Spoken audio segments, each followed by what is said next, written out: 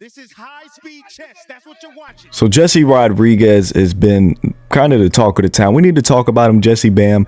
We need to talk about his potential super fights. We need to talk about his fight last Saturday against Fumalele Cafu. And we need to see what's next. And unfortunately for you guys, his super fights would be the 118 Junto Nakatani. And the unfortunate demise would have to be the 122 pounder Naoya Inoue. And I say unfortunate because we're going to get to that later. And we're going to talk about that. But first, he goes in there. He unifies the WBO title with Fumalele Cafu down in Frisco, Texas. Fumalele Cafu was, maybe I just like saying his name. My co-host told me his name, and maybe I just like saying his name. Cafu beat Kosei Tanaka in October, which I thought Tanaka was robbed. Tanaka went on to retire due to eye issues at like 29, which is crazy. But Cafu's solid. Bam went in there and he was gunshot. He was hesitant. I didn't like the lack of output Bam had, but Bam was he was sharp, he was slick, the guy looked beautiful. He's a beautiful kid, right? I've never seen him look that good in terms of just quickness and just sharpness, ability. Like, he didn't dismantle the guy maybe how he's done previous opponents, but if you just watch it and you just look at his feet, look at the angles, look how great he looks. He looked like one of the best pure boxers on the planet. Nothing but flowers from me in that bout. He's gonna unify now. He's WBC, WBO lineal super flyweight champion. He's gonna face Mr. Fernando Daniel Puma Martinez, which is gonna be for the WBA. Right, it should be for undisputed, but it won't be. It's either for the WBA, IBF, I can't remember. So he's gonna fight him on Turkey's Riyadh season November card, which he should not be below Abdullah Mason in that fight. He should easily be above Abdullah Mason, but it is what it is. But great fight from him on Saturday. I think he handles Puma the way he should. I don't know if he'll stop Puma. I kind of doubt it. But he should be able to take home that victory. I'm very confident in Jesse Rodriguez. I believe it is his turn. It's his time to have his way with the lower flyweight, even maybe bantamweight divisions, right? But the big talk is always going to be Mr. Junto Nakatani, which has been kind of shut down by, don't know the guy's first name, something Honda. He's shut it down. He works with both guys. He said, we're kind of wanting to stay away from that fight.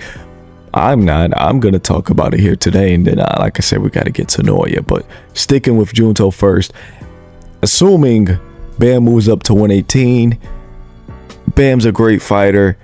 Bam's a terrific fighter. He's probably going to get stopped by Nakatani. Bam isn't great backwards. He's never been pushed backwards. I couldn't confirm or deny his ability to fight backwards. I would say he's not that great doing so. He's had moments moving backwards and he's been clipped, he's been hurt, he's been dropped. He's had little to no success. There's a lack of success in the department when it comes to moving backwards. So against Nakatani, a guy who's 5'9", 5'8", right? Who's a 118 pounder, but he's really, really, built. He's really thick. He's really full right there. Bam would be forced to move backwards in that fight. And with Nakatani's sheer length, size, pressure, combinations, and it'll be too much. It'll be too much. I don't think Bam would really be able to sit into that bout. I don't think he'll ever really be able to sink down and get comfortable in that fight. I think Junto's punches, his angles, it'll be too much. The guy is an octopus. He just punches from everywhere. That's a scary guy. He's one of the best punchers in all of boxing. Also fighting out of Southpaw.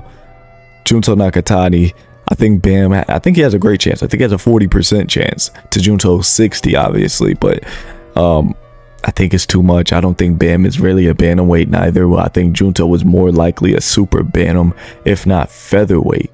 So it's about, I never really, I'm not gonna say I didn't want it. Obviously I would want them. They're both now unified lineal. It'd be a crazy super fight in Tokyo or Japan or wherever.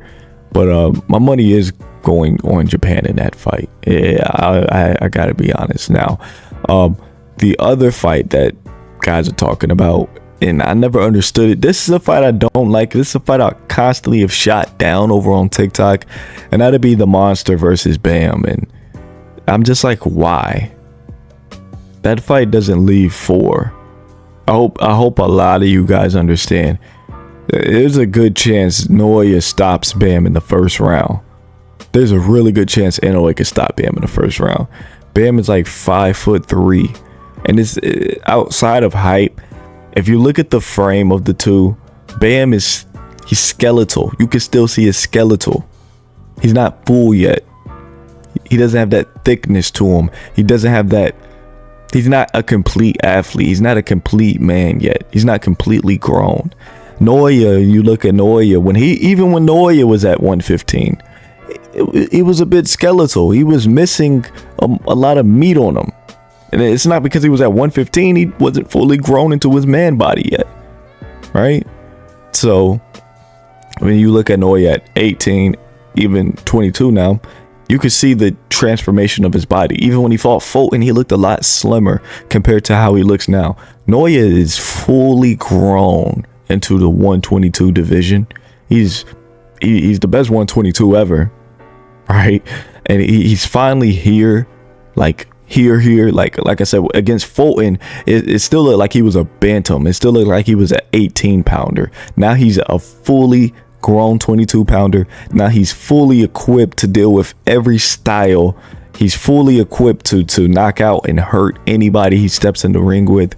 He's completing himself as a boxer. He's making everything full circle. He's leaving nothing left behind. No stone unturned. No box unchecked. The guy is he's a perfectionist. You look at Naoya, he wants to get better in everything he's lacking in. Against Bam being such a small guy, Bam lacking so many things, lacking the experience, lacking the ability to adapt and fight off the back foot, lacking the power to hurt the monster. Like I said, I wouldn't be surprised if the Monster stopped him in 1. He's jumping 2 divisions as well. Did we mention that? He'll be jumping 2 divisions. Like, pound for pound, okay, yeah, maybe Bam could drag it to 9 rounds before he gets stopped. But jumping 2 divisions into Naoya, there's a good chance he gets stopped in the first round. I don't see the fight leaving the first 4. Bam Rodriguez is a great kid. I love him. Like I said, beautiful kid right there. Robert Garcia is a great trainer as well. A lot of guys overlook that when we talk about these fights. Robert Garcia has championship DNA. This guy has experience. This guy's amazing. It's a great coach right there, and he's training a great kid in Bam Rodriguez down there. And I want to say Texas, Cali, wherever they're training at. But that's how I feel about Bam's career. I think Bam does go on to beat Puma. I think he will eventually go undisputed, punching his ticket into the top 5 pound for pound, punching his ticket as a Hall of Famer, all-time great. I think it's his time to take over the flyweight divisions. I think with Tanaka retiring, with Kazuto Ioka stepping back and being older, you have Kenshiro Taraji, who's getting older, even though Taraji is I think Taraji does lose to Bam. I think Bam stops him fairly easy, even though Taraji is one of my favorite fighters. Taraji would get stopped by Bam easily, but you have all these guys getting older, stepping away. Estrada, Chocolatito.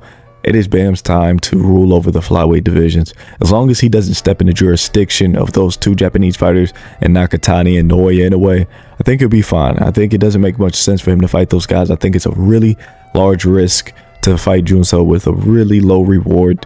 So I like to see Bam stay at the flyweight divisions and see him work from there. But you guys let me know, how do y'all feel about Bam's career?